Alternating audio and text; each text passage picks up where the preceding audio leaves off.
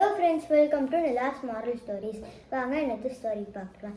ஒரு ஊரில் ஒரு ஹாலில் ஒரு டீச்சர் மேனிஃபெஸ்டேஷன் கிளாஸ் எடுத்துகிட்டு இருந்தாராம்.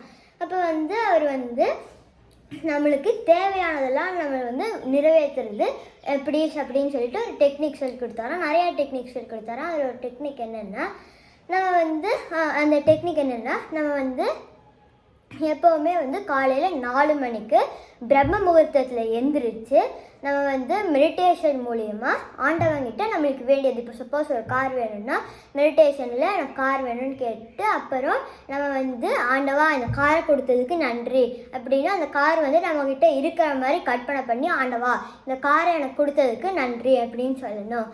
நம்ம எப்போவுமே நம்மளுக்கு இந்த கார் வேணுமா, அப்போ நம்ம டெய்லி ஒரு பேப்பரில் ஆண்டவா இந்த கார் எனக்கு கொடுத்ததுக்கு நன்றி அப்படின்னு நம்மக்கிட்ட அந்த கார் இருக்க மாதிரியே கற்பனை பண்ணிட்டு எழுதணும். இப்படியே பண்ணிட்டு இருந்தீங்கன்னா உங்களுக்கு தேவையானது ஆண்டவா உங்களுக்கு கொடுப்பாரு அப்படின்னு சொல்லிடுறாரா. அப்போ ஒருத்தர் இதெல்லாம் பர்ஃபெக்டாக ஃபாலோ பண்ணுறாரா. இப்போ பர்ஃபெக்டாக கொஞ்ச நாள் ஃபாலோ பண்ணார், ஆனால் அவருக்கு எதுவுமே நடக்கலையா.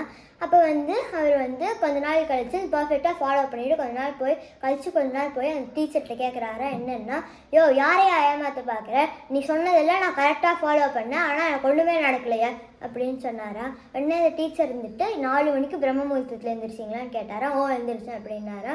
ஆண்டவா கொடுத்ததுக்கு நன்றி அப்படின்னு சொன்னீங்களான்னு கேட்டாரா. சொன்னேன் அப்படின்னாரா. அப்புறம் எழுதி பார்த்தீங்களான்னு கேட்டாரா. எழுதி பார்த்தேன் அப்படின்னு சொன்னாரா. அப்புறம் அந்த டீச்சர் உங்களுக்கு என்ன வேணும் அப்படின்னு கேட்டாரா. எனக்கு லாட்ரி டிக்கெட்டில் 5 கோடி விழுகணும் அப்படின்னு சொன்னாரா.